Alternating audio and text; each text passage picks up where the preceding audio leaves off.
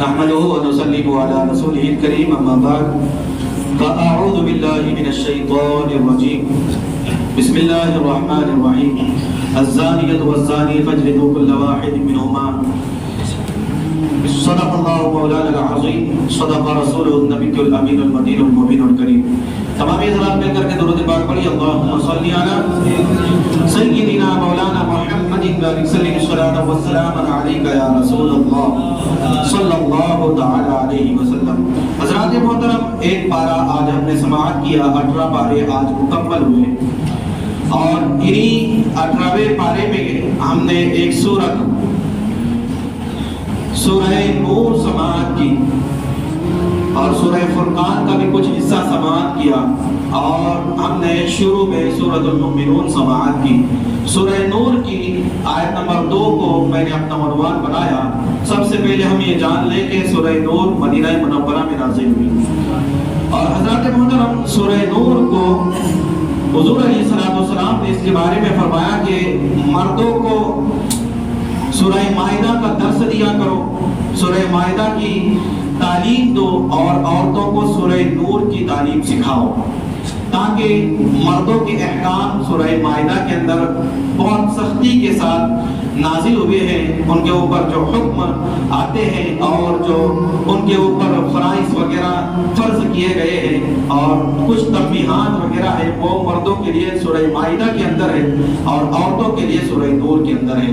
بہت ساری سیکھنے کی باتیں اس کے اندر موجود ہے، تو اسی لیے حضور علیہ السلام نے فرمایا کہ مردوں کو سورہ مائدہ، عورتوں کو سورہ نور کی تعلیم دو، ان کو سکھاؤ. حضرات گرامی، اللہ خالق کائنات آیت نمبر 2 سورہ نور میں ارشاد فرماتا ہے الزانیۃ والزانی فاجلدوا كل واحد منهما 100 جلدہ. اللہ فرماتا ہے زانی عورت اور زانی مرد یعنی زنا کرنے والی عورت اور زنا کرنے والے مرد کو 100 کوڑے مارے جائیں. کیا کہا اللہ خالق کائنات نے کہا. اب یہاں پر حدیث کی بات بھی نہیں ہے تاکہ وہاں پر اگر یہ کہہ دیا جائے کہ حدیث ضعیف ہوگی، اس کا راوی غلط ہوگا یا پھر یادداشت کمزور ہوگی تو حدیث کے الفاظ بدل گئے ہوگے، اس طریقے کی بات بھی نہیں ہے. وہ کتاب کے جس میں ذالک الکتاب لا ریب فیہ کوئی شک کی گنجائش نہیں. تو حضرات محترم اللہ فرماتا ہے الزانیۃ والزانی فاجلدوا كل واحد منهما 100 جلدہ. اللہ فرماتا ہے کہ زنا کرنے والی عورت اور زنا کرنے والے مرد کو برابر کے 100 کوڑے مارے جائیں. اور پھر آگے اللہ فرماتا ہے ولا تأخذکم بہما رأفتوا فی دین اللہ والآخرہ. اللہ خالق کائنات آگے فرماتا ہے کہ اگر تم اللہ پر اور آخرت کے دین پر، فی الدنیا والآخرہ، آخرت کے دین پر اور اللہ پر اگر ایمان رکھتے ہو تو ان کو سزا دینے میں ان کے اوپر رحم نہ کرنا، ان کو سزا دینے میں ان پر رحم نہ کرنا.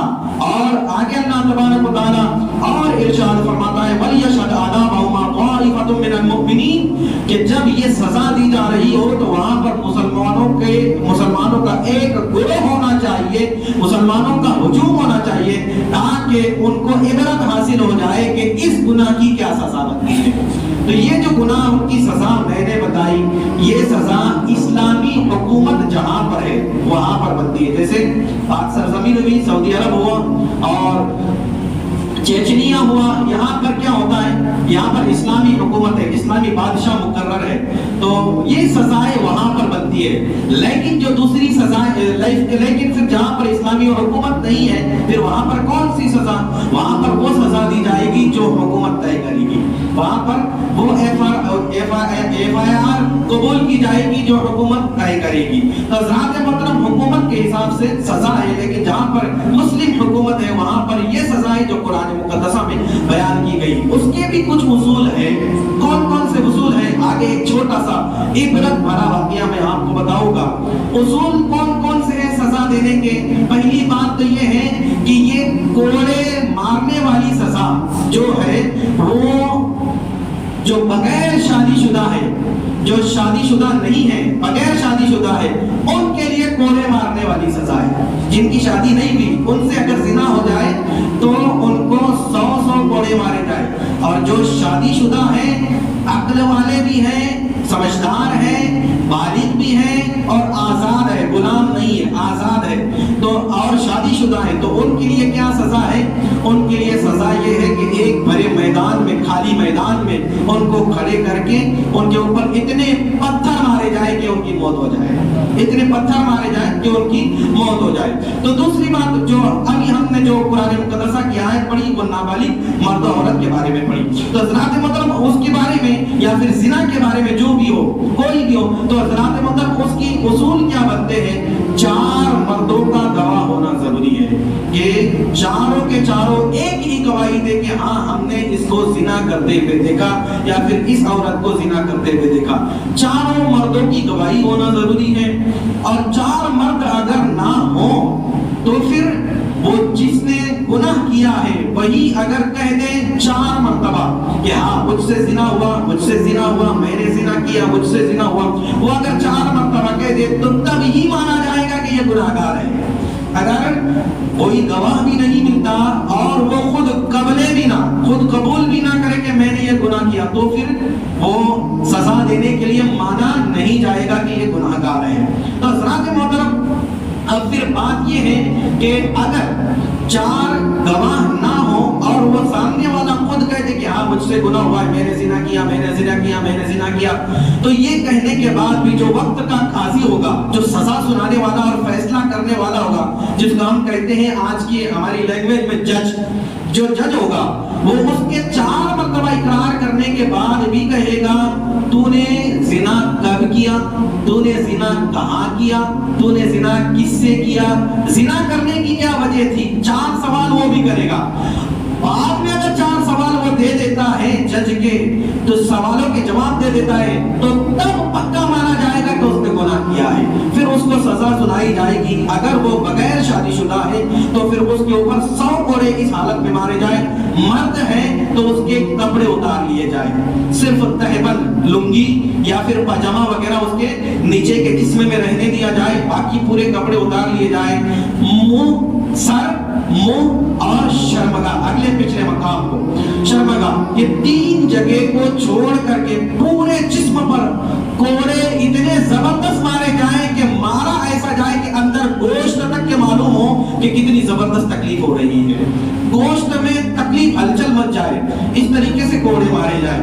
تو حضرات محترم اب یہ ہوئی ایک بغیر شادی شدہ کے زنا کرنے کی بات، اور شادی شدہ کا یہ حال ہے، اور بغیر شادی شدہ اگر عورت کو اگر سزا دینی ہو تو اسلام یہ کہتا ہے کہ اس کے کپڑے نہ اتارے جائیں۔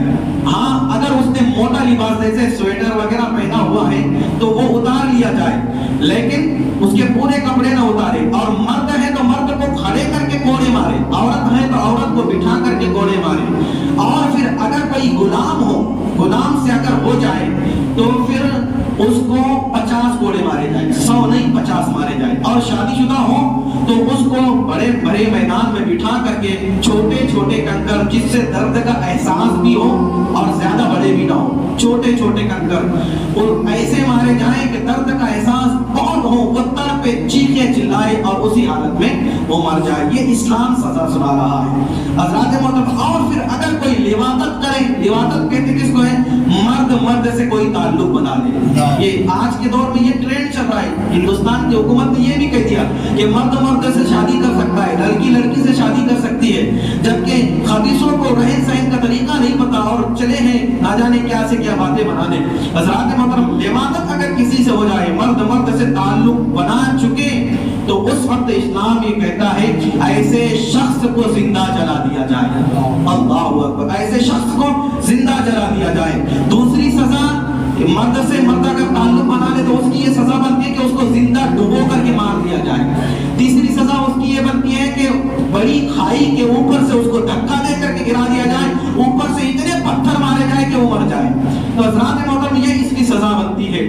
تو ایک صحابی رسول حضرت ماعز اسلمی رحمت رضی اللہ تعالیٰ حضور علیہ السلام کی بارگاہ میں آئے، دیکھیں زندہ دل لوگ کیسے ہوا کرتے تھے۔ یہ آج جو ہم ہیں نا، ہم ہمارے اندر ہم अपने आप को देखें तो यही पता चलेगा कि हम मुर्दा दिल है। गुनाह करने के बाद हमारे ऊपर से कुछ भी नहीं होता, हमारे कान से जू तक के रेंगते नहीं। जिंदा दिल लोगों का क्या हाल था? माइस असलमी हुजूर अलैहिस्सलाम के सहाबी थे, हुजूर की बारगाह में आए, या रसूल अल्लाह मैं जिना कर चुका हूँ, मुझे सजा सुनाइए। हुजूर अलैहिस्सलाम ने मुंह फेर लिया। वो हुजूर अलैहिस्सलाम के फिर इधर आकर के बैठ गए, या रसूल अल्लाह मैं जिना कर चुका हूँ, मुझे सजा सुनाइए। हुजूर अलैहिस्सलाम ने फिर इधर मुंह फेर लिया। फिर इधर हुजूर अलैहिस्सलाम के सामने आए और कहने लगे, या रसूल अल्लाह मैं जिना कर चुका हूँ, मेरे लिए कोई सजा सुनाइए ताकि मैं गुनाह से पाक हो जाऊं।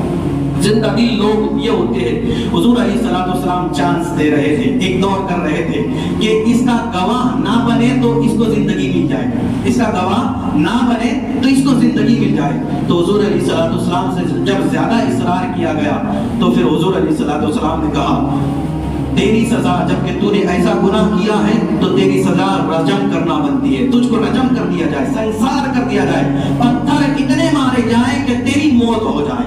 तो हज़रात मोहतरम बस वो सजा की गई, वो सजा सुना दी गई और सहाबाओं ने इतने पत्थर मारे कि हज़रत माइस असलमी रज़ियल्लाहु ताला अन्हु का इंतकाल हो गया। आपने अपनी जान जाने आखिरी के हवाले कर दी। हज़रत माइस असलमी के बारे में इंतकाल के बाद लोग बातें करने लगे। यही होता है कि लोगों का पीठ पीछे बातें करते हैं, इंतकाल के बाद लोग बातें करने लगे कि माइस इतना बड़ा सहाबी था, उसको ऐसा नहीं करना चाहिए था, माइस तो बड़ा मुत्तकी और परहेज़गार था, उससे ऐसा नहीं होना चाहिए था। हुजूर अलैहिस्सलाम को जलाल आया। हुजूर अलैहिस्सलाम बड़े प्यारे नबी, रहमतुल लिल आलमीन नबी, रहमत भरे अंदाज में समझाने, प्यार करने वाले, दिलासा देने वाले नबी ने बुलाया, ऐ मेरे सहाबा, ऐ लोगों, आओ, तुम माइस के बारे में क्या कहते हो कि उससे ऐसा नहीं होना चाहिए था। पूरे मदीने के लोगों के नेकियों को एक जगह जमा किया जाए और मेरे माइस की तौबा वाली नेकी को एक जगह जमा किया जाए तो मेरे माइस की एक नेकी भारी पड़ जाएगी, मदीने के लोगों की नेकी फीकी पड़ जाएगी। तो हज़रात मतलब ये क्या है? गुनाह करने के बाद रब की बारगाह में अगर नादिम हो जाए, शर्मिंदा हो जाए, तौबा कर ले, अल्लाह बहुत बड़ी नेकी अता फरमाता है।